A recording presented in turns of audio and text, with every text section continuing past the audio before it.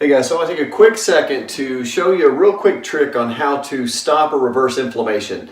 And we all know that inflammation is bad, but a lot of us don't realize that inflammation is actually linked to almost every disease.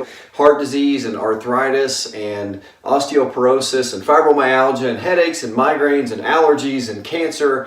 The list goes on and on. So the trick is, if we can reduce or turn off inflammation, then we can reduce our risk of all those other diseases, and we can feel better and really just live the life we're designed to have. So it's really this simple. So if we want to turn off our GPS, so I like things very simple.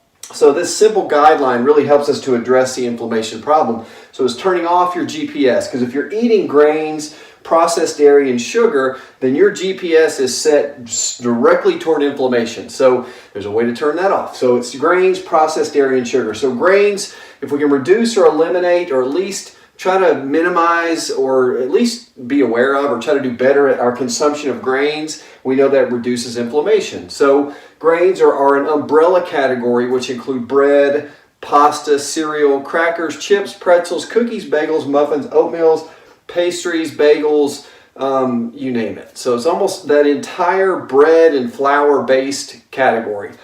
And just as a disclaimer, I don't like this stuff. Like, I don't really like the fact that bread is not good for me and that sugar doesn't really help me in terms of my health. So just because I don't like this stuff doesn't mean I'm not accountable to it or that it doesn't affect me. So I'm with you. I don't really like this stuff, the fact that the best things in life are sometimes the worst things for our health, but that's the reality. So grains, processed food, and really processed dairy specifically. So we know that processed food is not good. Like, milkshakes, and we know that French fries are not really good for us, although I've certainly loved to still eat those things from time to time.